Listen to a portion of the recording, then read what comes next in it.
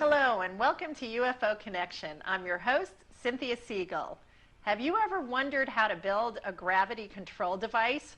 Well, guess what? Tonight you're going to learn how and see one demonstrated. We are so thrilled to have an amazing show for you tonight because a little over a year ago we had the inventor Jess Fritch on the show who said he was working on a gravity control device, and if he just got a little more funding then he would come back on when he succeeded and demonstrate it. And guess what?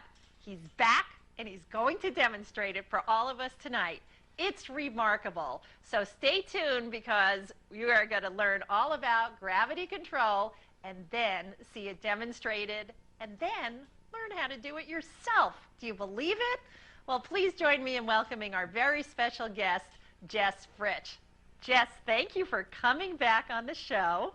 Oh, I always love coming here. It was a lot of fun last time. It's a lot of fun tonight. I think it is remarkable. You promised us that when you succeeded at this, you would come back on the show and demonstrate it. And I thought, we'll wait and see how long that takes. And it's only been just over a year. Well, believe it or not, I knew it would work back then. I do believe it. I just didn't have the equipment to do it. Now, and thanks to this show, I got funding. I got in touch with a group who is now funding me. And we're going to keep that whole secret.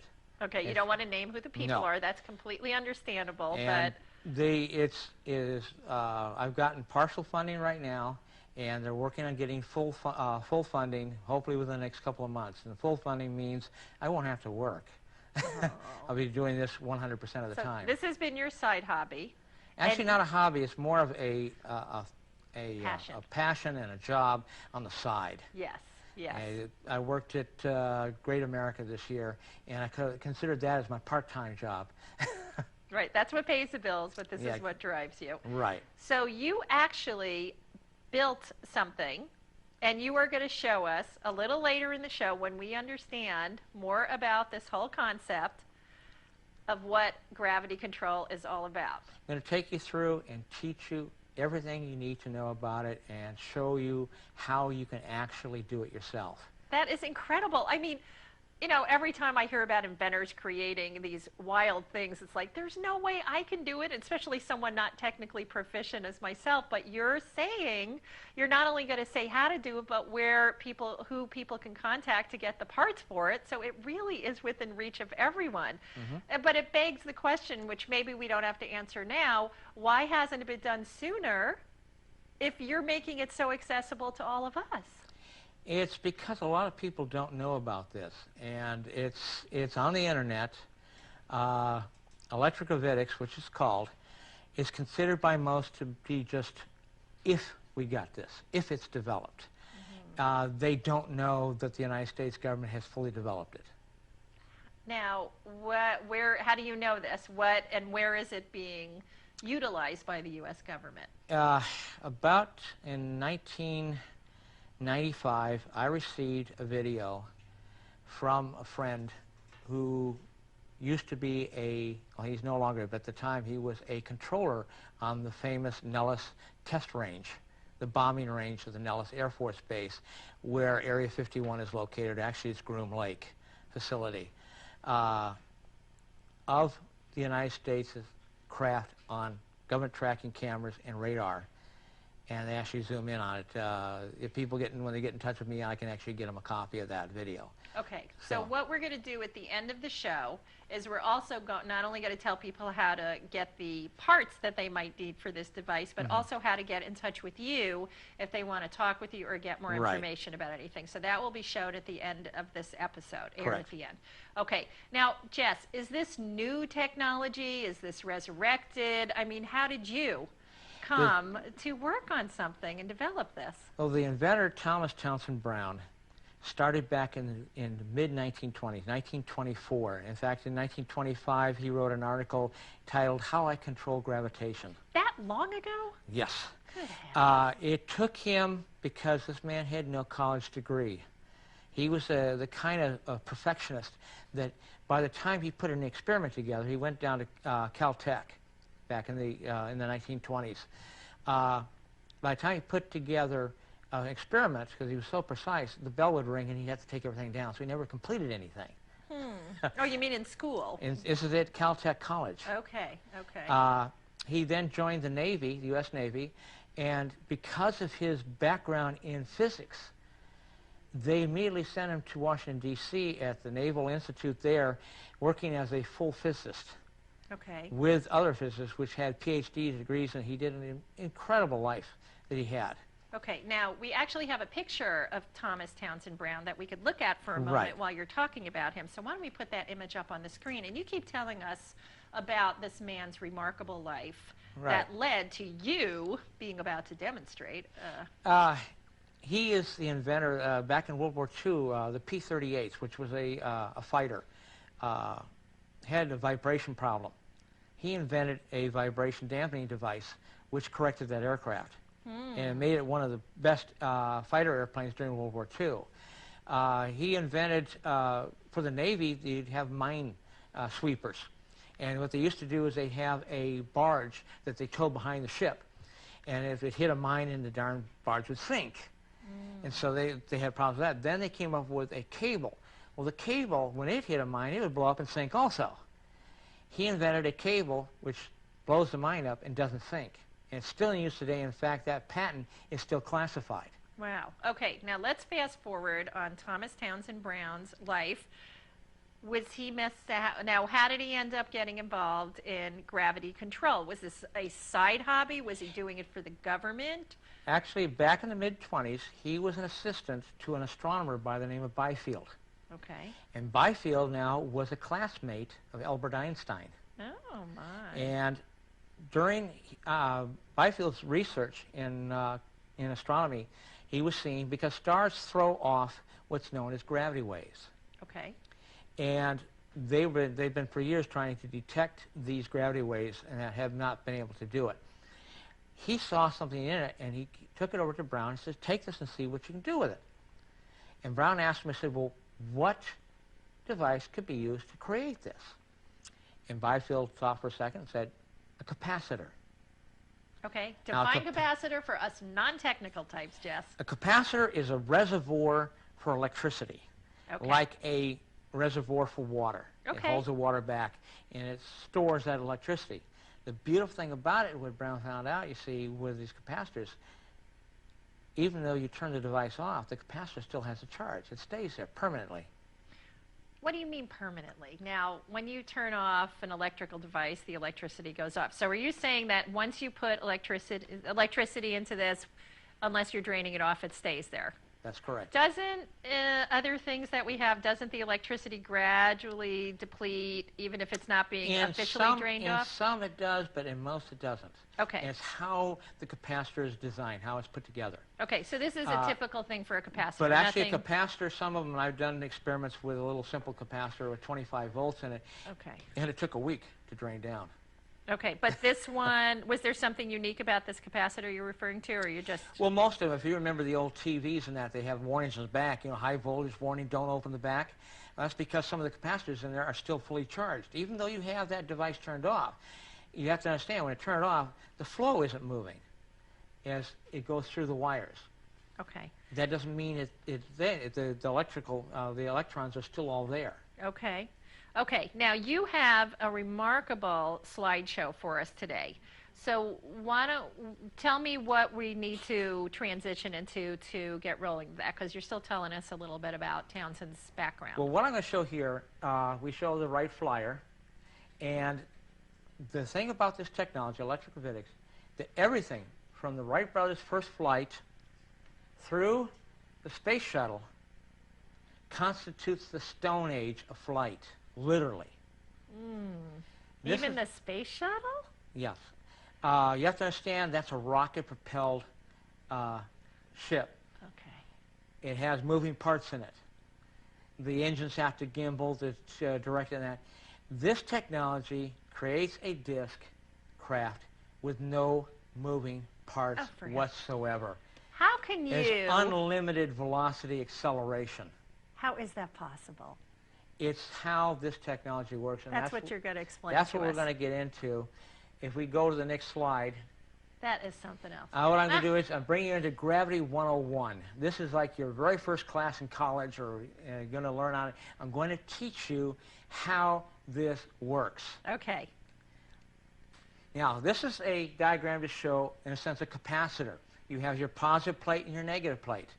And the material in the center, like this yellow material, is your dielectric material. The dielectric is what holds this energy, this electricity. Okay. And the idea of how this craft works, it must be very high K. Now, when you say a K value, that's a constant.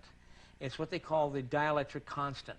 It's how much electricity that particular material can hold. Okay. And you have different ones. Air, that's all around us, is dielectric K of 1. Okay.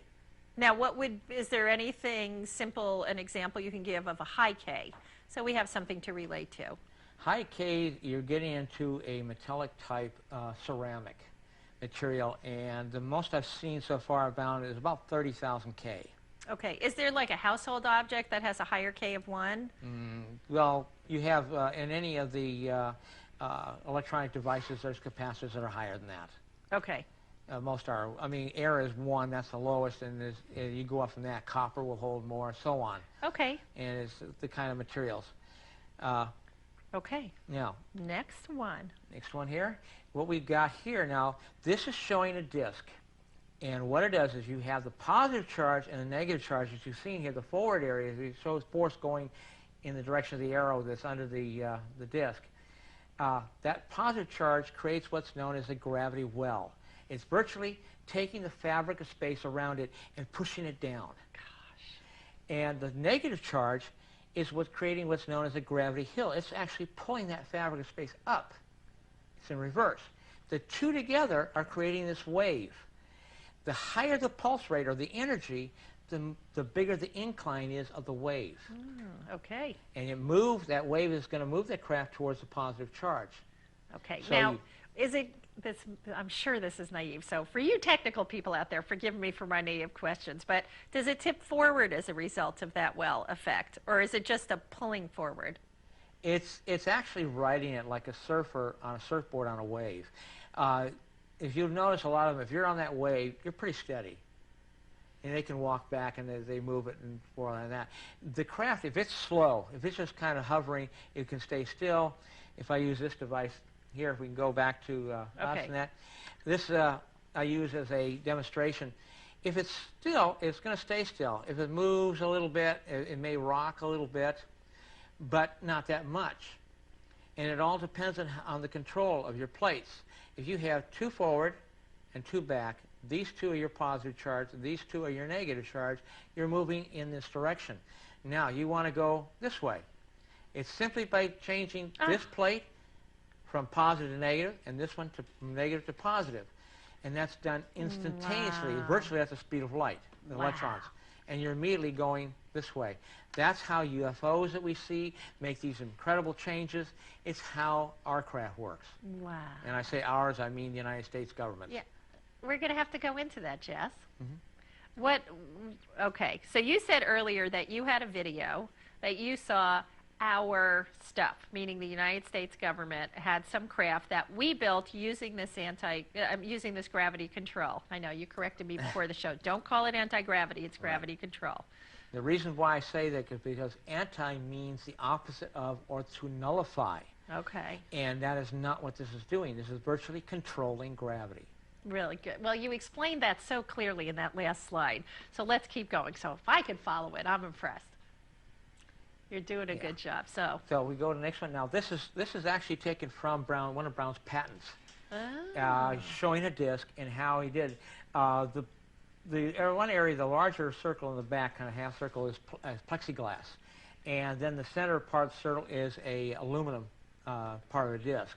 And then you have extenders out with a copper wire. The copper is your positive charge and the negative charge in the back. And what he did, if you see here on the right side, he had a T-pole. And he took and hung these off of it. And they were 18 inches in diameter. And he put 50,000 volts at 50 watts. That's a 50-watt light bulb. Okay. Very low amperage. He got movement of 12 miles per hour in a circle. Now then, when he pulsed it, and pulsing is like a gravity kick. It's like if you're on a little scooter and you're scooting along and you're kicking your right foot. You're kicking, you're jerking it forward. That's essentially what we do with electricity in it. So it's kicking it off. Best way is like a timing circuit, which turns on and off real quick, though. That caused acceleration of this T-pole. Now, the same voltage, same wattage, so great it nearly tore the rig apart. Wow. Absolutely incredible. So just adding a pulse to this, given the design, magnified it to incredible levels. Right. They only work with a low amperage now. Amperage is what everyone has to worry about. That kills. High amperage is what you want to stay away from. Not the voltage, not the wattage. It's the amperage that hurts you. They used the pulse rate, which in a sense acts like a throttle. So if you increase your pulse rate, you increase your speed. If you decrease your pulse rate, you slow down. But there's one thing that they didn't do, and that is to take the amperage and increase the amperage. If you increase it, I think you're going to get even more thrust. But you see, this is what's the only thing that's confusing me at this stage, and I'm sure you'll clarify it, is as you said, this has no moving parts. That's correct. So what takes place to make that force change if they want to make a left or to go forward? I mean, if you want to stay still, you've got to change some things. What powers this to start with? It's strictly the polarity. The polarity is your plus or your positive or your negative. And you remember, we get movement towards the positive charge, always. Okay. And that's the key. So if you want to switch, let's say you said it's traveling along like this, and you want to make it move this way. You switch, the positive and negative position. What does the switching? It's real simple to change the polarity. And it's just like Very switching a little effort. switch in it. It's done instantaneously. Okay. Okay, let's keep going. It's all in the electrical circuitry inside in the control force of directional control for the craft. It gets involved on that. Yeah, okay. Okay. Let's go to our next slide. This is a diagram to show lift. And essentially, he had experience with looked like an umbrella. And you had your positive charge on the top of the umbrella, which was aluminum foil and balsa wood, essentially. And then you have, in the middle, he had a long twist down and a smaller part down below, which was your negative charge.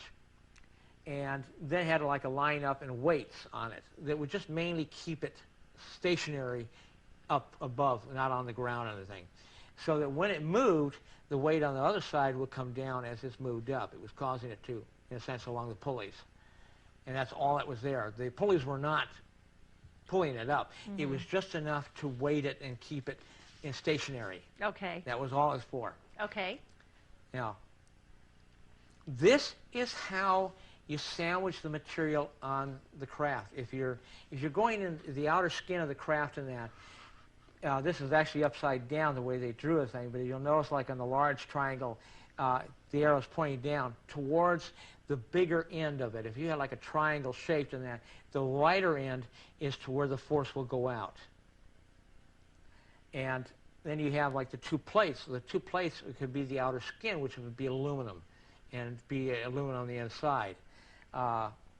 It's simply set up that way and all around the skin. So you might have something that's maybe 6 inches or maybe 8 inches thick, and it's of this dielectric material that's in there. So it's not just, so your power source, the gravity control device, has to have the right designed item for it to be effective. Right. That interface is very important. Yeah. Okay. So we go to the next slide here. All right. This is also taken from one of Brown's patents, and this shows him designing how this material would be shaped inside there. Now, you have a lot of diagrams up there. Do you want to let's see here. go through it a little bit for us? There we go. Oh, good one, Jess. This right here is kind of shaped. It's this area right here is the actual dielectric in that, and this is like space in between it. So and again, see this white area here is the outside. The force is going to go out this way. Out. And these are representing like a power source which is going into it and through. And like this right here, they might have had like two sections here, so you're getting force going in this way. And force going out means the direction the... It would go to outside of the craft. That would be the Not direction the craft would end up flying in or being repelled no, away from? No, it's throwing this field in. If you remember the last time I told you about plasma field. Yes. And it creates this immense energy field around the craft. Okay. And I'll have a photo later on in that will describe this, which is actually a frame from the video of the America's disc craft. You can see the black craft itself. Oh. And that. Now this right here is taken from the silent footage that I have of his experiments from 1958 through 1960. This is dielectric material. It's inside a vacuum chamber. Let's see if I can get it on here. This is the outer edge of the vacuum chamber right here. And this is the dielectric material, and they were charging this. Now again, remember this is the wider end right here, and up here is the wider end. So you're getting force up this way and down this way.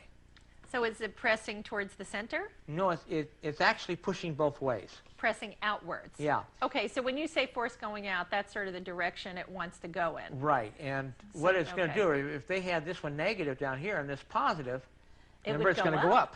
Okay. Okay, and they're doing it inside a vacuum chamber, which means it's like it'd be out in outer space. Oh, good. And believe it or not, you see, back in 1956, he went up to a report with the Air Force and that, and the physicists with PhDs and that were saying, oh, it's producing ion wind. And that's an idea. They think of ion wind going over a wing surface and causing lift like a normal airplane would do.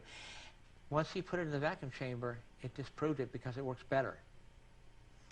There's less resistance. There's less resistance, but it works a whole lot better. More efficient. Far more efficient and far more faster in speed in that. Now, I have a question. Now, Okay. The dialectic, again, if I'm getting this wrong, please do correct me. You were talking about the wider area, how it was like a triangle going from wide to narrow, and the wide had to be the outer part. Which would be out here, on this part of the skin, okay. out this way. Because I'm looking at the skinny edge, and so, okay, so I see what you're saying. It goes... See, like in here, it's all going to be out this way, and on the top out this way. And if you were looking underneath here, it would be all coming out this way. Now, this is not the greatest design. This is from The Invaders, UFO, from the old nice TV series, which was it's nice model. and easy to show as a demonstrator in that. Yes. Okay, very good. Thank you, Jess. All right, let's keep going. You're doing a very good job of explaining things. This, believe it or not, is a test rig that Brown made, and he used it and put it in a vacuum chamber and doing flight. They had just like the little model I was showing there, it has all that. But it's very interesting because it looks very familiar. Anyone who has been into UFO or ufology studies and that remembers Adamski. Yes. And Adamski took pictures. Well, this is the actual photo of Adamski. Look how close it was. Wow. And something very interesting a lot of people don't know, Thomas Brown is the founder of the old NICAP. Oh. He founded it in 1956. Wow. Again, very important year. He was already seeing this technology and movement of that in 1925. Wow. He already could see this at that time. He was experiencing of ocean liners, moving that, vehicles, cars, lifts, all kinds of things, and using this technology to actually move. Wait, are you saying he took this technology, this gravity control device that he researched in the 50s and was putting it into cars and boats, etc.? No, he was not actually doing it. He was projecting theoretically that they could be used that this for anything. could be used. He was seeing this in his work, that this what it could be done. It's just like I'm at a part where the power source that I'm working on and all the different uses that it can be used in. So if there's no oil available, or people want to have transportation without relying on fossil fuels or other renewable source, this is a device that might be applicable? Oh, yes. Do you think this can be put into an automobile? Oh, yes, easily in that. How big but how much would it take? Not very big. And you're talking maybe 6 to 8 inches square, maybe 2 feet long. And that would be all the power you need to run the car. Brown actually developed a electric motor based on electrogravitics that had a 1,000,000 to 1 torque ratio. That's like a huge gear to a little small gear. Incredible torque capability and power. That electric motor would probably outdo a lot of the motors we have today in cars. Wow. As bigger as a 300 horsepower, this thing would probably put out 1,000 or even higher. What a man before his time. Yeah. Now, how come we don't hear about him? Did he fall? Well, this was developed for the United States Air Force. So it was their domain, It and was, they had the money rights. was coming from the federal government for him to do the research, and the video that I have, the silent video, which people can get and they can see his actual experiments, because what he used to do is he would film a calendar and they'd circle the date. They indicate the date that they did it. You showed that on the last episode, didn't you, that when you were here? This all sounds... Not that one, no. I didn't show that one. You must... And then they would film the experiment. What they were using was a little simple 8mm home movie camera. I saw that video. You gave me a copy of that. I have that, and I have it available. Okay. And it's about 27 minutes long in that the footage, but you got to go through it over and over and over again because you'll see all kinds of things. And if you get a hold of the patents that I have available, you start seeing, you're looking at his patents, you start seeing things in the video that relate to it, including the motor. Wow. Everything.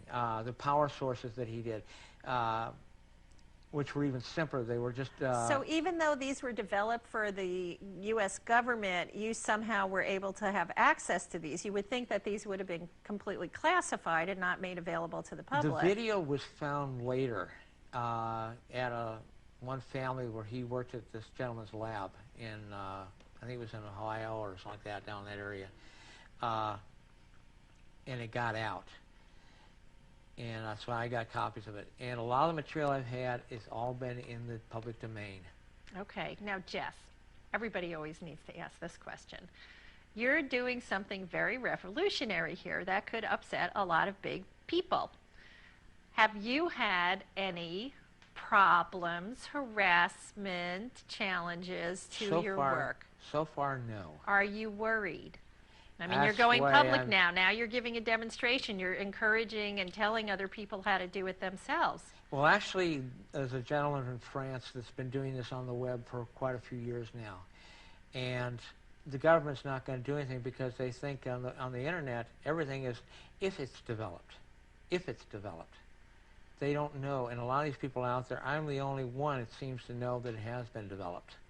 I mean, you know, this is a question maybe later in the show, but after you demonstrate for us what you've got, what does it take to go to the next step to turn it into a practical everyday device? That's a big investment. That's a lot of work. That's more advanced than a little model that you're going to show us today. That's a big leap. This is a few years down the line, not very long. Maybe 2 to 3 years, and I'll have a prototype craft built. Okay. The first thing is putting out the power source, and that I'm hoping to have out within 1 year. So people should stay in touch with you. If they want to go, this is taken from that silent footage, and this is the underside of the prototype craft that he built in 1960. It was a 16-foot diameter craft, manned, in 1960. Everything that we've seen out of NASA is for the public domain and public eye only. It is not the real space program. Well, some people have claimed over and over that NASA is nothing but a public relations thing to keep us distracted and, you know, feel good. I want to take it. This is an actual photo taken from that Nellis footage. The black area, let me get the arrow going here. If I can get it. There we go. This area, the black, is the craft itself. The white area is this plasma field I told you about. It's immense power. I'm estimating probably close to 100 million volts is being put out on this. Now, and you can see here, this is the white right here, and a little bit over here, and there's a little more down here. This is a disc. Now, is part of the disc obstructed, like the back end of it, by plasma? It's because, and the way it's coming out like this is because it's moving through the atmosphere very quickly.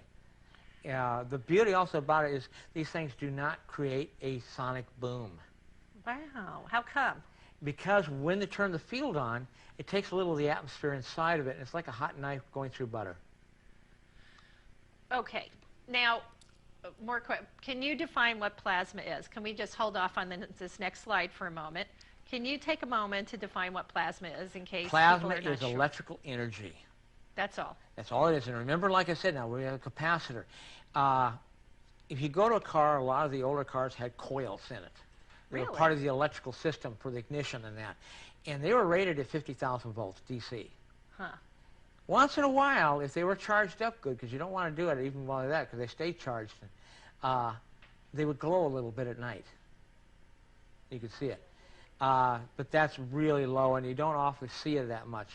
It's only when you get into the much higher, even on the B-2 stealth bomber, which I'm going to get to, which is a low-end use of this technology. The B-2 is not an airplane.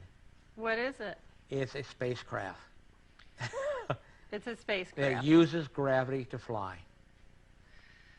Are you going to explain? The four jet engines on it. Let's go to this one. This is an artist drawing of a best guess of what the craft looks like. And it's just a best guess. Of the device that works most efficiently with Brown's device. This is actually what we think what I think the U.S. government's craft looks like. Wow, how very UFO-ish looking. Yes. Okay, let's go to the next one. You ever wonder why they don't want us to know about UFOs? Because it's theirs. Right. Not all of them, though. Okay. I tell them if it's black, it's theirs. If it's is this a typo? Bomber. Oh, I thought you were making some kind of political statement. That's bomber. There. It's bomb. That's a good political. I think that was a Freudian slip there, Jess. Okay, now this is also taken from Brown's patents. Okay. This shows up here at the top is a flame jet generator. It's like a jet engine, but it's mainly there to produce electricity. And as you're coming out, the little plate on the right is a collector plate for excess ions that runs back down through it. Here again, this is also from his patents. It's like a disc using the same concept that he came into. Okay. I get through here. These are drawings showing how they do the B-2 is that they charge the leading edge of the wings positive, and they put the negative ions out through the exhaust, and that creates this field around the craft. And why are you so convinced that it's not conventional? Is there some plasma field you're seeing? You'll notice that they never show the B-2 flying through a cloud. Because like a normal airplane, the cloud is going to go over the wing like this. If this thing flew through it, it would go out like this. The cloud would go over They would push over like that, yes. Okay, let's go to the next one. And in fact, my son used to be at Tinker Air Force Base. He's a staff sergeant in the Air Force. And he said that they would show a lead-in at the... Oops. Go ahead. Keep talking. Yeah. They would show a lead-in at the theater that would show the B-2 flying, and so as he threw clouds, he says, Dad, you know what? You can tell they've doctored the clouds. Oh, wow. Wow. So if anybody sees something fly through a cloud and the cloud goes over it, that is using gravity control device. Okay, let's go to the next one. Okay. This shows the B-2. Now, I'm pointing the red arrows to the back area that's recessed behind the engines. Now, they tell us that it's recessed because of heat. Well, mathematically, electrical physics does not, or gravity does not create heat. It's recessed because that's where these excess ion collector plates are located. Ion collector. Okay, tell me again because I might That's the electrical ions and that, the negative charge. Okay. It comes out and it cuts, it's like a little collector plate. So it's keeping a plasma It brings in, field. you have a closed circuit within the whole thing. Now, this is taken from this silent footage. It's a wing.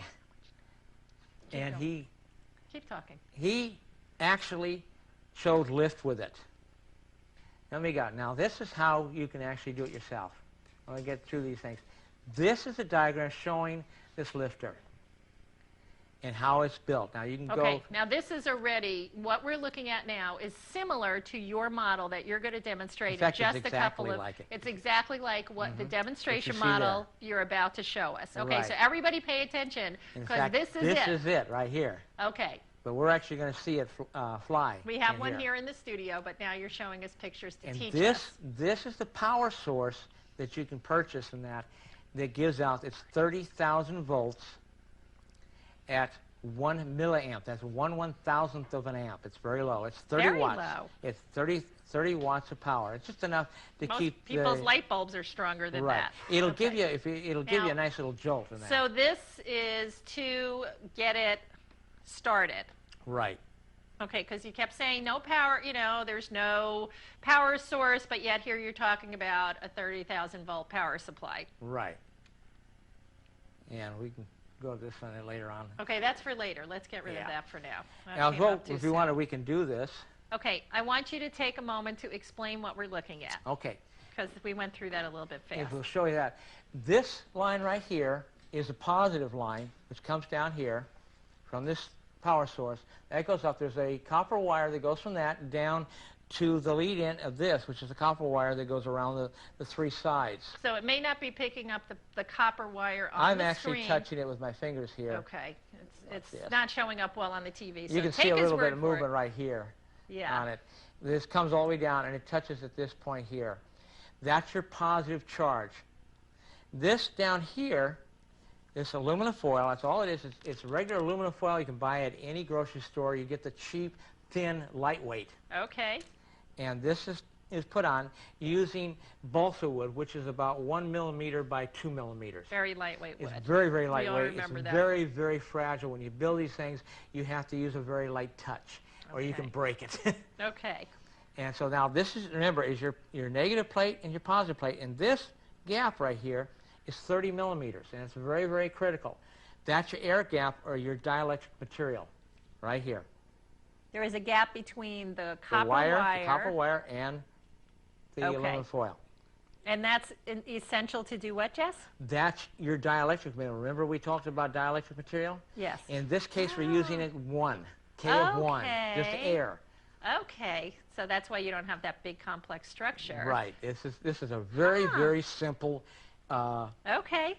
test rig. Now, let me just also explain something to the audience, because the camera angle, it's a little hard to see. If we were looking down straight from the top, let's look at this. Okay, the two poles You can are see just it. for stability. They are not attached to anything. It's just a There- place for him to attach the wire, and this, here. This right Right. here is a guide pole. Just keeps it in one place. If we didn't have it there, this thing would be all over. And if we were to look down in it, literally we're just looking at a simple triangle with a cross beam of balsa wood and this pole that it can move up and down freely, and there is nothing in there. There are no There's no moving moving parts. parts in it. I will fully attest to it. No moving parts, no motors, nothing hidden. I mean, I touched it. It's flimsy aluminum foil and balsa. Yeah. The only thing is this positive charge going in through that clip on the pole, being hooked on here, and then there's a ground coming, looping around and back into the same device.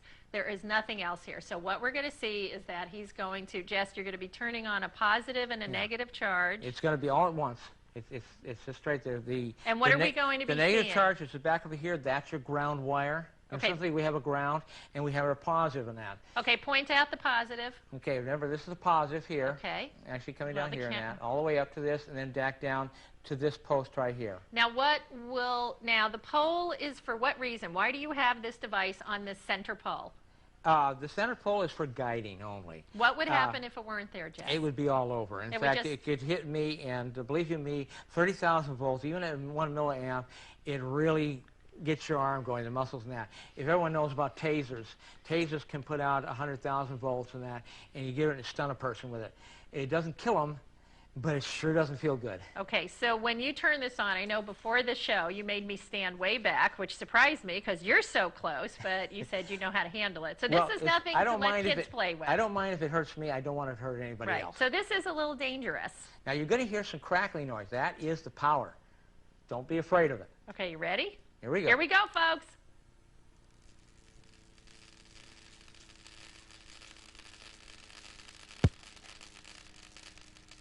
Oh, Jess. Now, if that pole weren't there, it would be going It forward. would be a lot fat. It would be all over. It'll be all over. Now, how come it's going up instead of forward? Because it can't go forward. It can't. The post is It's guiding doing it. what it can. It's guiding it. It's telling it which direction to move in. It sounds so Frankensteinian. I mean, Frankenstein-like here in the studio with that crackling. That's the electrical charge in that. If we were on it even more... Now, it's getting louder and more intense. What would happen if you kept it on? You're going to get some sparks down here. Actually, I don't have this all the way up. This is probably around 25,000 volts is all. So what happens if you turn it up a little bit?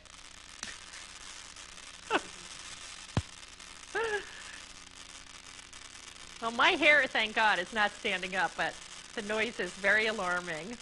And actually, we're about as high as we're going to go on it because of the way the wires are in that. But that is all the way up. It's at 30,000 volts right now. Okay, let's be quiet a second. You can hear it. Did you all hear? Did you all hear that static at home? That was intense. That last part, that's a discharge, and the device is set up for a discharge for that purpose and that. And if you wait about half a minute, then you can touch this, and you won't get shocked. I'm not touching it. You touch it. No. Just no, to show don't you do it's it safe. on the air. No, See? oh, God, Jess. It's safe. Yeah, you told me you got shocked really bad before. I know how to do this now, but I warn people because it is, and I took it in my right hand, and it's like your muscles tighten up, and it's a real strange feeling. Yeah, and it took almost a half an hour for me to get my hand back. Now, Jess, weren't you tempted to get it off the pole when you first did it and just watch it Oh, flying I've done around? it. No, I've done it with that. I mean, can you point? Tell me what it did. Like point with your hand. It's all over, and it'll actually flip over. And then will it stay put, or will it no, pick itself up? you don't know which way it's going to go, and that's why I'm doing it, because it could come over and hit me. Oh, yeah. And then, bingo, I'm getting shocked. Well, did you put it in like a big plastic box, to like no, a loose-side you box? don't do it. You can't on it. It's just that's down what I here. want to see, it flying freely and going kind of wacky. That would be well, amazing. Well, it's a little strange to do it that way. But the dangerous part has been marked. Okay, so if people do want to try this on their own, they need to be very careful. Yes, be very careful. Understand, it's low amperage, but there's very high voltage in it. And it's like a taser. So if you anything know about tasers, it can, even at 30,000 volts, it can hurt. Now, why is the copper? I always hear with electrical experiments, copper, copper, copper. Why is the copper so important? It's a very good electrical device in that for movement of electrons. It's very, very high. Okay, so now if people wanted to create one of these gravity control devices that looks just like this, what are the components that they need to learn more about, Jess? Well, there's two websites. The first website that will show, it tells you where you can go to get the power source. Okay. These are about $120. Well, we can't mention money on the show, Jesse. Okay, sorry about that. So you go there and you can find it on their website. You can download a PDF file for a catalog, and you can order what are they directly. Specifically asking for, or what do they want to look for? They call it anti-gravity in there. Shame on them. Shame on them. They should know better. But so much of these people out there don't know what they're looking at. They've got it, but they don't even know what it is. And, okay, so you can go. You look through it, and you'll actually see a small one like this kind of lifting up on a picture in it. Okay. And that way they'll know where to look for it to get this particular one here. Okay, so you need a capacitor, and we're going to show the website in a few minutes. Right. There's a site of a gentleman in France that has a lot of this on the quite an extensive website. Are you going to show that website as well? I'll put the address up on that for it also. Okay. So that they can write it down and see where. So they need the capacitor that we're showing here from some website that we're going to show the addresses of in a moment. Well, like I said, this they make themselves. They don't get this from anywhere else. Right. A little bit. But you can download diagrams on how to build it. Okay, now it has to be very precise, Jess, because it looks kind of like, let's just make a if you don't get it right, if it's too heavy, it will not work. Or if that 30 millimeter... You have to get that space there correctly. Okay. Even with this device here, with this discharge area, it has to be a certain distance here. And you play around with that when you first get it, and then it'll work. The discharge at the end and that where it's shot electrical charge between these two is... Sometimes it'll happen. It's there for safety reason. Okay. Instead of it discharging out, it discharges here. Okay. Now, I'd like to know if we have enough time left in the show to do one more demonstration. I've lost a little bit of track of time here, so Okay. Well, we're everyone ready? Okay. Looks like we got time. Let's do it again because that was very thrilling, Jess. Okay. Everyone, come in on it. Oop.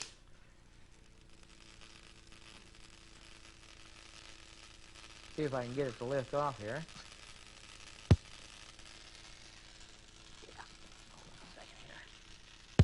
I'm going to use a little help here. Oh. Because sometimes on this rod, it's a little bit loose here. Did we overblow the circuitry? What's wrong with our gravity? There it goes. It was already going. You didn't have to do that. Okay. I love this. Huh. This is so wild. Actually, when this works on the rod and that, and it's lined up properly, it works even better. This is, I've had this device for a couple months now. Now, when people say they hear, okay. Woohoo, I love that sound. But when people have witnessed UFOs going over, the big thing is silence. This is making a racket, Jess. When it gets into the actual craft, this disappears. When what gets into the actual craft? When you're actually getting into that, you don't hear any of this. Sometimes, even with UFOs and that, people have heard humming noises. Mm-hmm. And that's a possibility at times. But why is this making noise when... It's because the air is the dielectric, and so it's going to be a lot louder. Okay. And the way it is, this is so light, you weigh this in grams, not ounces, grams, maybe about 6 grams at the most. Okay. Now, there's another component to your phenomenal inventions, Jess, and that has to do with free energy. Right. Can you talk to us about that, please?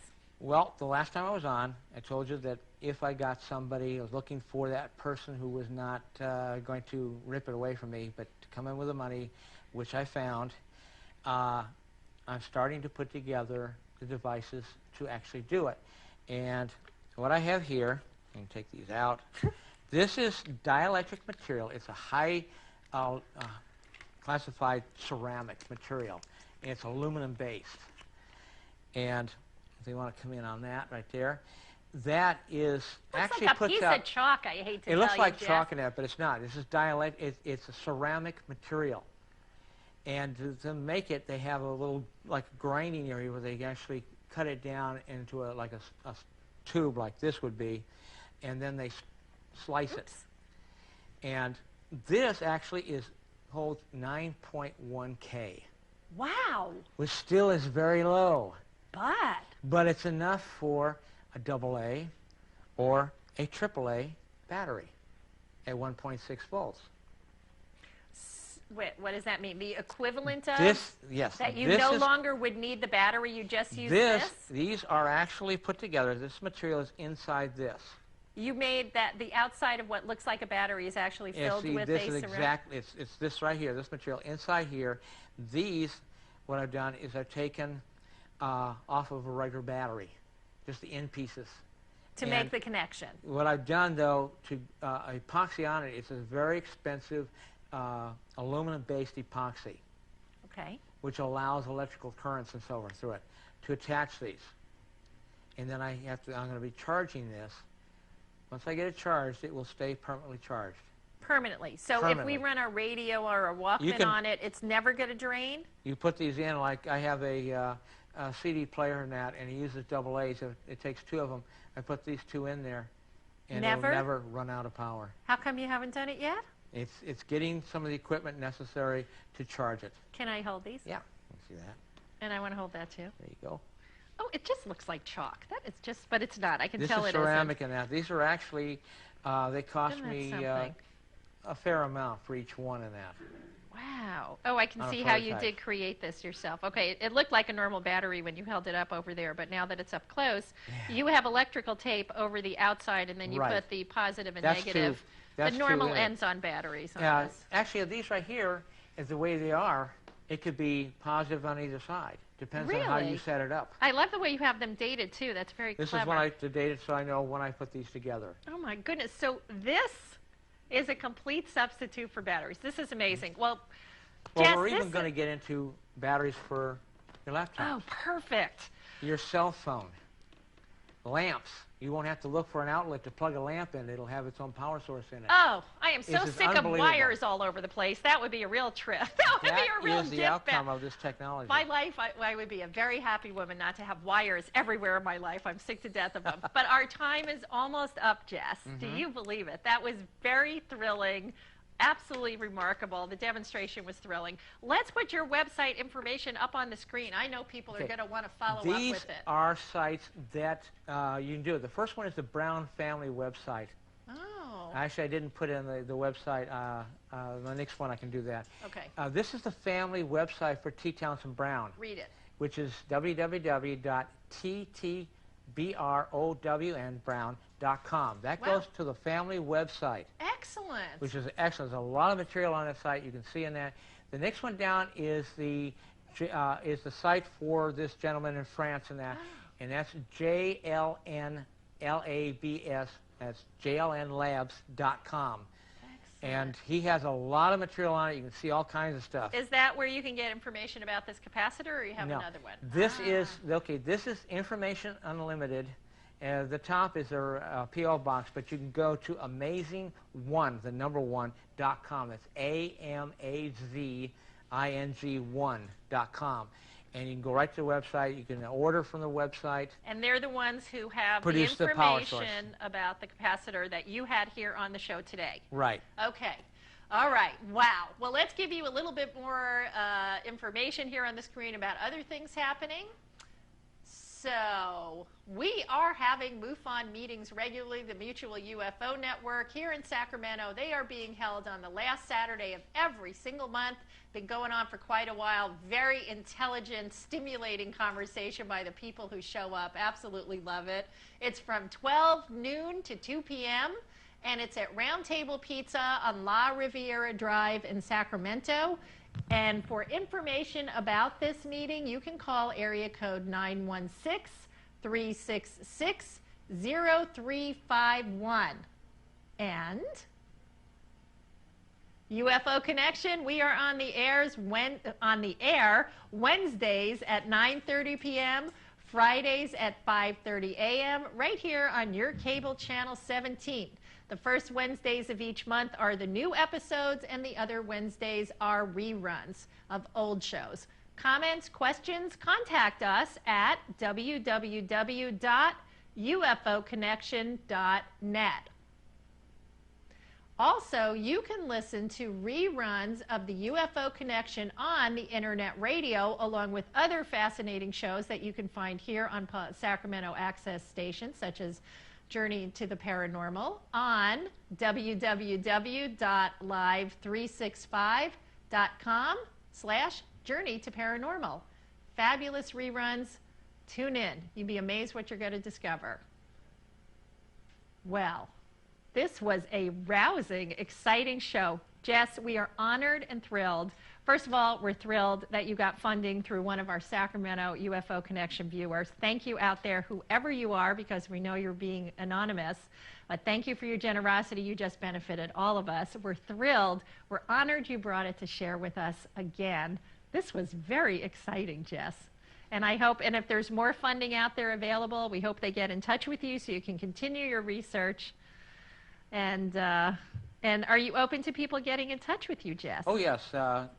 We'll put up my email and take it that way first. Okay. I don't tell people where I actually am. Okay. For now, safety reasons. You are a little concerned then. Yes. I'm getting at a point now where hopefully they're not watching. Okay. So let's talk about your email then. Why don't you read that off, please? Okay. It's DJFRITCH. And it's actually, they got it wrong there. It's supposed to be 2002. Oops. Okay. At yahoo.com. Okay. So they need to, right after DJ Fritch, put the 2002, then at yahoo.com. Okay, good. Very good for correcting that. All right. So you're open to hearing from our viewers who are interested in supporting your work, have questions about it, want to just chat with you to intellectualize about what's going on? Yeah, from the last time I had a few people that did email me, and so I hope they see this one. I'm going to let them know. Very good. Oh, I'm delighted that our viewers got in touch with you. Very good. Well, Jeff, we hope that you continue on with your work. We hope you will grace us again with coming back as new developments unfold. We all hope for your safety, that nobody starts hassling you now that it's all happening and coming into place. Is there anything you want to add just before we sign off on this episode? People can get in touch if they'd like to learn more about this. I have material that they can get from me. I don't charge a lot. I have all of Brown's patents that are available. I have documents that were put out in 1956 that talks about, at that time they were hoping for a Mach 3 attack disc. It cruises at Mach 64. Wow. And some other pamphlets and that, and I have audio CDs and other materials and that. Okay, so you have lots of information to share with people. So thank you, Jess Fritch. We are thrilled to have you. It was a very exciting show. And on behalf of the UFO Connection, I'm your host, Cynthia Siegel. Thank you so much for watching. And remember, keep looking up.